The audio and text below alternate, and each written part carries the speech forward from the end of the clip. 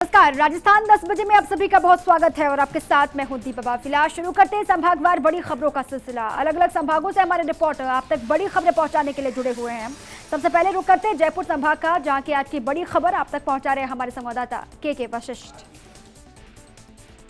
1 सितंबर से शुरू हो रहे अनलॉक 4 के लिए केंद्रीय गृह मंत्रालय ने गाइडलाइंस जारी कर दी हैं। नई गाइडलाइंस के मुताबिक 7 सितंबर से मेट्रो सेवा चरणबद्ध तरीके से खुल सकेंगी। हालांकि कोरोना के बढ़ते मामलों को देखते हुए स्कूल और कॉलेजेस को फिलहाल 30 सितंबर तक बंद रखने का फैसला किया गया है। इस दौरान ऑनलाइन क्लास के जरिए पढ़ाई होगी। सामाजिक, राजनीतिक और धार्मिक समेत अन्य आयोजनों की अनुमति होगी, लेकिन इसमें 100 से ज़्यादा लोगों के शामिल होने की इजाज़त नहीं होगी। इस दौरान mask, social distancing, thermal screening और सैनिटाइजर का उपयोग अनिवार्य होगा। Cinema hall, swimming pool, entertainment park और इस तरह की जगहों पर गतिविधियां प्रतिबंधित होंगी। केंद्रीय गृह मंत्रालय ने सभी राज्यों और केंद्र शासित प्रदेशों से कहा है कि कंटेनमेंट जोन के बाहर अपना लोकल लॉकडाउन नहीं लगाया जा सकेगा। लोगों की एक राज्य से दूसरे राज्य या अपने ही राज्य में कहीं भी आवाजाही पर ना तो किसी तरह की रोक होगी और ना ही इसके लिए किसी तरह की इजाज़त लेनी पड़ेगी। चलिए आगे बढ़ते हैं। जयपुर के बाद आपको ले चलते हैं जोधपुर संभाग की आज की बड़ी खबर आप तक पहुंचा रहे हैं हमारे संवाददाता राजीव गौड़। अपनी विभिन्न मांगों को लेकर प्रदर्शन कर रहे किसानों के लिए आज उस वक्त हैरत वाली बात हो गई जब उन्हीं के बीच के युवा किसान नेता पुखराज की तबीयत बिगड़ गई और अस्पताल ले जाने पर उनकी मौत हो गई। मौत के बाद उनकी रिपोर्ट कोरोना पॉजिटिव आई है। उसके बाद से फिलहाल किसानों का आंदोलन स्थगित हो गया है। हालांकि इस पूरे मामले के अंदर पुलिस प्रशासन ने सभी किसान नेताओं और किसानों को आगाह किया था, चेतावनी भी दी थी। बकायदा 2 दर्जन से अधिक किसानों के खिलाफ मुकदमे भी दर्ज किए गए, नोटिस भी दिए गए कि कोविड-19 के चलते इस आंदोलन में भीड़ एक साथ इकट्ठी नहीं हो। और ये उसी का नतीजा रहा कि आज जिस तरह से पुखराज की मौत हुई है, उसके बाद से पूर्व विधायक पैराराम सिंह ने उनके परिवारजनों को नौकरी देने और आर्थिक पैकेज देने के साथ ही शहीद का दर्जा देने की मांग की है। उन्हें इस पूरे मामले को लेकर आज दिन भर गहमा गहमी का माहौल रहा। जिला कलेक्टर इंद्रजीत सिंह से लेकर पुलिस कमिश्नर जोश मोहन, डीसीपी धर्मेंद्र सिंह और आलोक श्रीवास्तव बराबर कानून और शांति की व्यवस्था संभाले रहे। तो वहीं दिन भर किसानों के आंदोलन को लेकर खींचतान भी चलती रही। इस पूरे मामले को लेकर के पूरी जांच पड़ताल होगी, तब हकीकत तो सामने आएगी। मगर पुखराज की मौत हार्ट अटैक होने से होना बताया जा रहा है। एक बार पहले भी हार्ट अटैक आ चुका है। कल रात को जब तबीयत बिगड़ी थी तब किसान नेता तुलसीराम सिवर खुद अस्पताल लेकर के गए थे, जहाँ ईसीजी कराने के बाद में उनकी मृत्यु हो गई थी। इस पूरे मामले को लेकर ओसिया के मांडिया जहाँ के पुखराज रहने वाले थे, वहाँ शोक की लहर है और कहीं न कहीं किसान नेता ने आज श्रद्धांजलि भी दी है और आगे आने वाले दिनों में श्रद्धांजलि कार्यक्रम भी होंगे। आगे बढ़ते हैं, रुक करते हैं उदयपुर संभाग की आज की बड़ी खबर चित्तौड़गढ़ से आप तक पहुंचा रहे हैं हमारे संवाददाता पीके अग्रवाल। चित्तौड़गढ़ जिले में पुलिस को आज बड़ी सफलता हाथ लगी है। पुलिस ने चोरी, लूट और डकैती की घटनाओं को अंजाम देने वाली गैंग का खुलासा करते हुए सरगना सहित 6 आरोपियों को भी गिरफ्तार कर लिया है। पुलिस की स्पेशल टीम और कोतवाली थाना पुलिस के साथ साथ सम्मूपुरा थाना पुलिस ने संयुक्त रूप से कार्रवाई करते हुए हाईवे पर लूट सहित चोरी और डकैती करने वाली गैंग के सरगना सहित 6 आरोपियों को गिरफ्तार कर लिया है। पुलिस ने गैंग में शामिल 2 बाल अपचारियों को भी डिटेन किया है। चित्तौड़गढ़ जिले में बढ़ती चोरी, लूट और डकैती की वारदातों के बाद पुलिस टीमों का गठन किया गया था। पुलिस की जिला स्पेशल टीम के प्रभारी शिवलाल मीणा, कोतवाली थाना अधिकारी तुलसीराम प्रजापत और सम्मूपुरा थाना अधिकारी सवाई सिंह सोड़ा की टीमों ने संयुक्त रूप से कार्रवाइयों को अंजाम दिया और आरोपियों के पीछे सक्रिय रहे। पुलिस ने गिरफ्तार आरोपियों से चोरी की 4 बाइक, 7 मोबाइल भी बरामद किए हैं। आरोपियों ने पुलिस पूछताछ में अब तक 1 दर्जन से अधिक वारदात करना कबूल कर लिया है। इधर पुलिस गिरफ्तार आरोपियों से पूछताछ में जुटी है। पुलिस को उम्मीद है कि गिरफ्तार आरोपियों से और भी कई वारदातों के खुलासे हो सकते हैं। चलिए आगे बढ़ते हैं, आपको ले चलते हैं कोटा संभाग। कोटा की आज की बड़ी खबर आप तक पहुंचा रहे हैं हमारे संवाददाता भवर एस चारण। एक ही दिन में कोरोना से 6 मौतें और 550 से अधिक नए मामले। कोटा में कोरोना विस्फोट की इन हालातों के बीच में आज प्रशासन ने बड़ा फैसला लिया है और कोटा में 1 हफ्ते का लॉकडाउन घोषित कर दिया गया है। जिला कलेक्टर उज्ज्वल राठौड़ ने इस लॉकडाउन को आज रात 10 बजे से ही लागू करने का ऐलान कर दिया गया है और ये 6 सितंबर को रात 12 बजे तक कोटा नगर निगम परिधि क्षेत्र में लागू रहेगा। यानी कुल मिलाकर अब कोटा में लॉकडाउन 8 दिन का हो गया है। कलेक्टर उज्ज्वल राठौड़ ने लॉकडाउन की घोषणा करते हुए साफ तौर पर कहा कि लोगों को लॉकडाउन की पालना करनी चाहिए। हमारे पास इसके अलावा कोई चारा नहीं रह गया है और हम इस लॉकडाउन की पूरी कड़ाई से पालना कराएंगे। कोई बच्चों के एग्जाम्स है या गवर्नमेंट ऑफिस से जो पब्लिक से जुड़े हुए हैं जो आवश्यक हैं, उनके अलावा सभी बंद रहेंगे और इसकी कड़ाई से पालना करेंगे हम।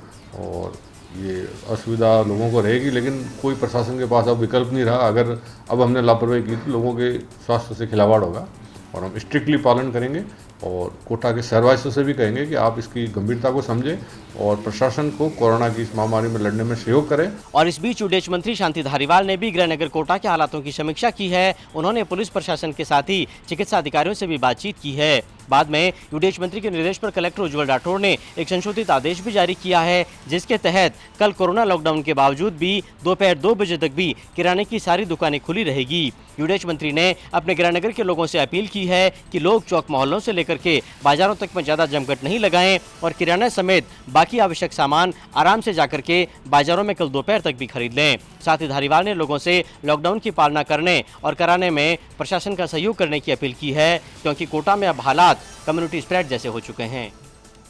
चलिए आगे बढ़ते हैं, रुक करते हैं भरतपुर संभाग का। भरतपुर संभाग की बड़ी खबर सवाई माधोपुर से आप तक पहुंचा रहे हैं हमारे संवाददाता संदीप गोयल।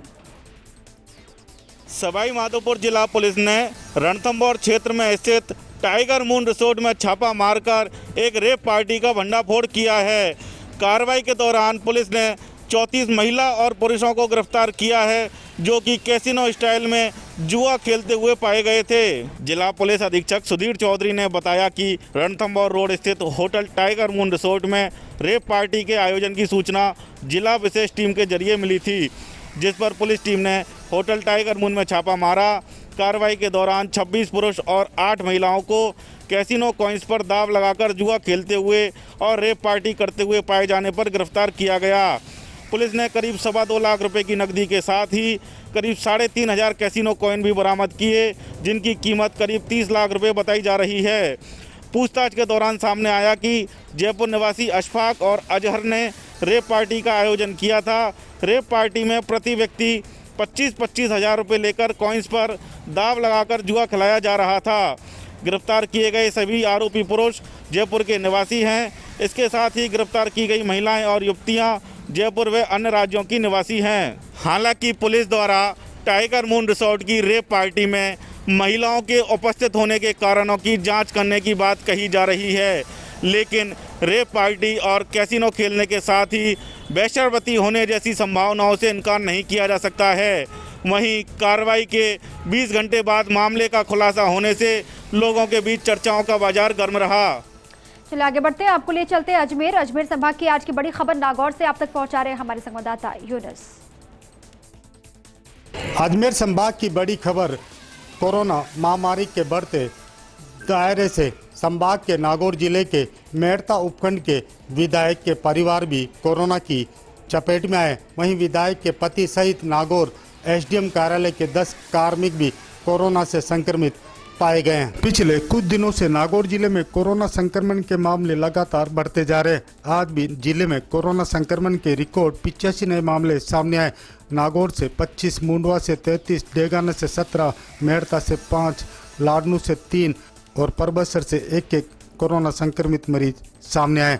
जिले में अब तक कोरोना के आंकड़ों की बात करें तो अब तक 2604 कोरोना पॉजिटिव मरीज सामने आ चुके हैं, जिनमें से 2079 स्वस्थ होकर अपने घर लौट चुके हैं। अब तक कोरोना संक्रमण के 452 एक्टिव मरीज का उपचार जारी है।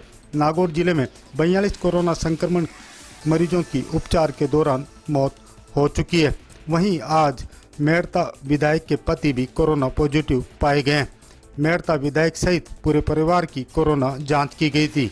नागौर एसडीएम कार्यालय के 10 कार्मिक भी कोरोना से संक्रमित पाए गए हैं। वहीं जायल में कोरोना संक्रमण के बढ़ते मामलों को देखते हुए अगले 2 दिन तक पूर्णतः लॉकडाउन की घोषणा की गई है। स्वास्थ्य विभाग की टीमों ने 70,280 अब तक सैंपल लिए जा चुके हैं। कोरोना का कहर थमने का नाम नहीं ले रहा। आखिरकार कोरोना के संक्रमण की चेन को तोड़ने के लिए क्या एक बार फिर से लॉकडाउन लागू करना पड़ेगा या फिर आम जनता को कोरोना से बचाव के लिए जो सरकार की दी गई गाइडलाइन की पूरी तरह से पालना करनी होगी, तभी कोरोना से जंग जीत सकते हैं। चलिए आगे बढ़ते हैं, रुक करते हैं बीकानेर का। बीकानेर संभाग की आज की बड़ी खबर आपको बता रहे हैं हमारे संवाददाता लक्ष्मण राघव। बीकानेर में आज का दिन आपराधिक घटनाओं और सड़क दुर्घटना के नाम रहा। अल सुबह लूणकरसर से खबर आई जब एक ट्रक ने बाइक सवारों को टक्कर मार दी। इस सड़क दुर्घटना में एक ही परिवार के मां बेटी सहित 3 लोगों की मौत हो गई। उसके बाद दोपहर होते होते फायरिंग में घायल मासूम ने दम तोड़ दिया। शव को मोर्चे में रखा गया। परिजनों में आक्रोश दिखा और परिजनों ने जाम लगाकर विरोध जताया। हालांकि बाद में एडीएम सिटी सुनीता चौधरी और एडिशनल एसपी पवन मीणा की समझाइश के बाद परिजन शव लेने को तैयार हो गए। तो वहीं शाम ढले फिर बेखौफ दिखे बदमाश। नया शहर थाना इलाके में एयरटेल के कर्मचारी से 1,35,000 की लूट कर डाली। नकाबपोश बाइक सवारों ने इस घटना को अंजाम दिया। पुलिस का कहना है कि हम पड़ताल कर रहे हैं, सीसीटीवी फुटेज खंगाले जा रहे हैं। कुल मिलाकर कहा जा सकता है कि बीकानेर में बदमाश बेखौफ नजर आ रहे हैं और खास तौर पर अवैध हथियार जो हैं जिस तरह से वो प्रयोग में ला रहे हैं, निश्चित तौर पर पुलिस को मेहनत करनी होगी और कहीं ना कहीं कानून व्यवस्था पर भी सवाल खड़े हो रहे हैं। चलिए और इसी के साथ ही अपने अपने संभागों की बड़ी खबरें दर्शकों तक पहुंचाने के लिए